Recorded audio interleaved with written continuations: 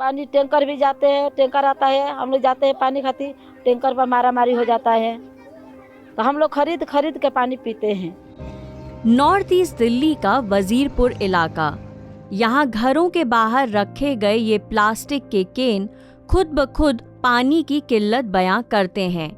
पिछले 30 साल से यहाँ पर रहने वाली शकुंतला देवी को दिल्ली जल बोर्ड द्वारा पानी का कनेक्शन तो दिया गया, लेकिन पानी की सप्लाई दिन में केवल 1 से 2 घंटों की ही है। टोटी आपके पीछे लगी, इसमें कितनी देर पानी आता है, कैसा पानी आता है बताइए।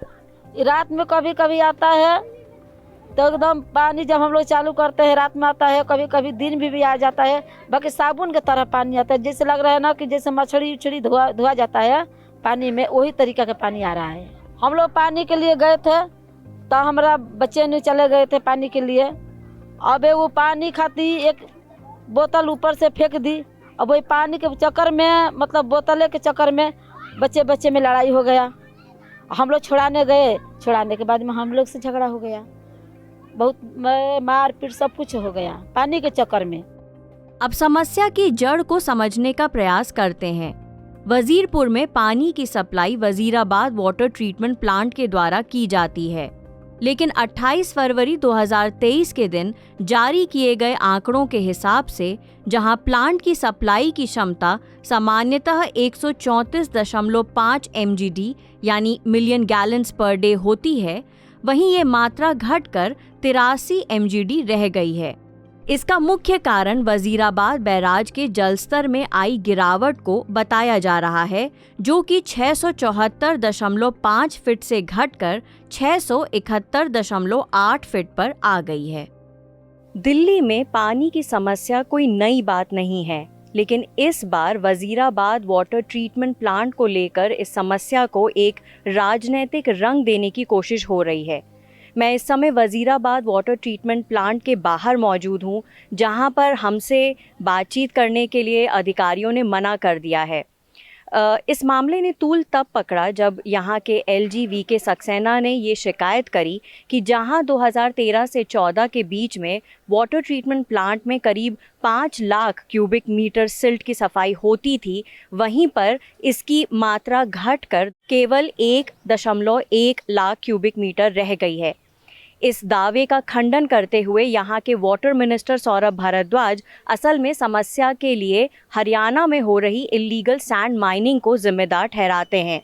अब सवाल ये उठता है कि जिन भी मोहल्लों में वजीराबाद वाटर ट्रीटमेंट प्लांट से पानी की सप्लाई होती है और लोग पानी की समस्या से जूझ रहे हैं, उनकी तकलीफ़ों के लिए आखिर जिम्मेदारी किसकी है।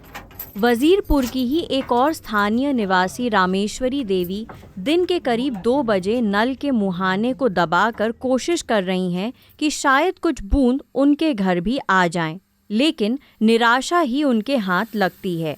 पानी तो बिल्कुल यहाँ पर हम लोग परेशान है, जब से नया पाइप डलाए तब से पानी साफ नहीं आ रहे हैं, पानी एकदम बिल्कुल गंदा आ रहा है कि हाथ भी नहीं धो सकते, बर्तन भी नहीं धो सकते, पीने की क्या बात है उसमें, बिल्कुल इतना गंदगी जैसे साबुन जैसा उसमें और जंग लग जैसे पानी आता है उस तरीके से पानी आते हैं, एकदम बिल्कुल पीने लायक नहीं, नहान धोने लायक नहीं, बर्तन धोने लायक, कुल्ला कुछ भी करने लायक पानी नहीं आता। हम लोग खरीद कर पानी लेते हैं और पीते हैं और इसी से सारा काम करते हैं, तो पानी हम लोग लेकर क्या करेंगे, यूज करना ही लायक नहीं है। तो आपूर्ति की कमी के चलते जहां एक ओर घर घर सबमर्सिबल पंप लगे हुए दिख जाएंगे, वहीं दूसरी ओर मोल पर बाहर से पानी लेना वजीरपुर में रहने वालों की जेबों पर कुछ इस तरह भारी पड़ता है।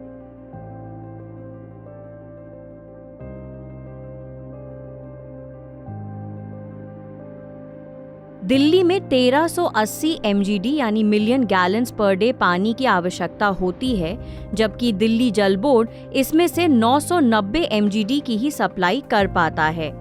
इस डिमांड सप्लाई के अंतर को भरने के लिए दिल्ली सरकार हरियाणा से जहां 610 MGD पानी प्रतिदिन लेती है, वहीं उत्तर प्रदेश से भी पानी की सप्लाई की ये मात्रा 253 MGD है।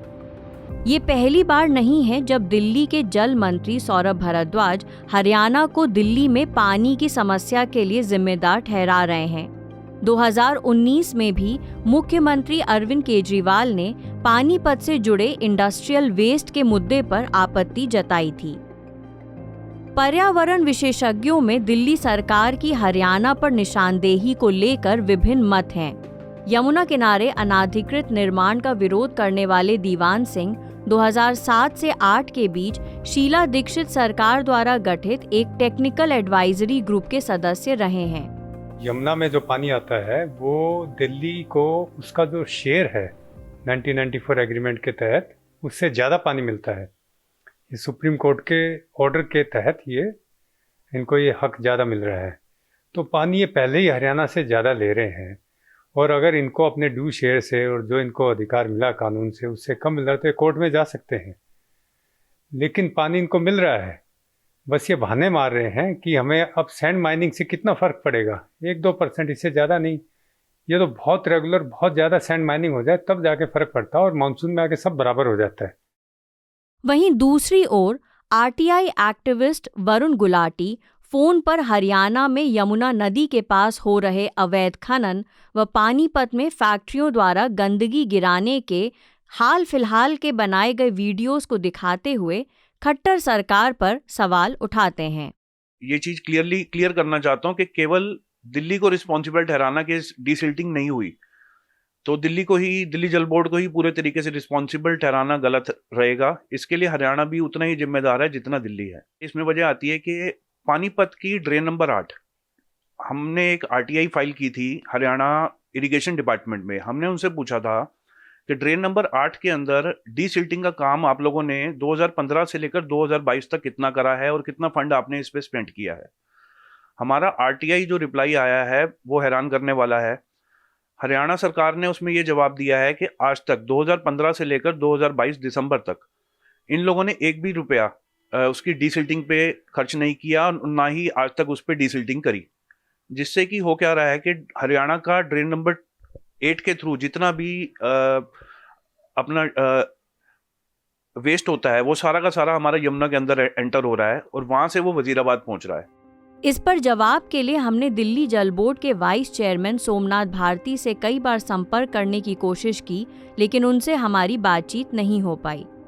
देश की राजधानी में पानी की मशक्कत एक भयावह रूप कभी भी ले सकती है।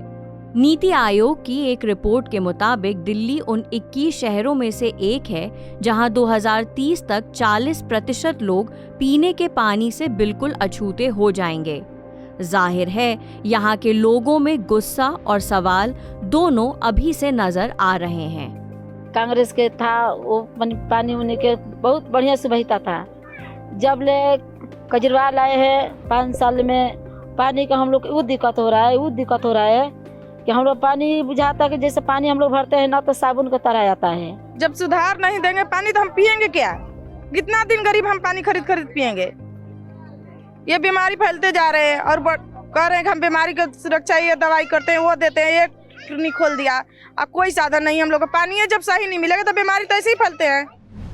मीडिया से आपकी सबसे बड़ी शिकायत क्या है? यही ना कि वो आपकी बात नहीं करता, आपकी खबरें नहीं दिखाता। इसका इलाज ये है कि मीडिया में आप इन्वेस्ट करें ताकि मीडिया आपकी बात करे।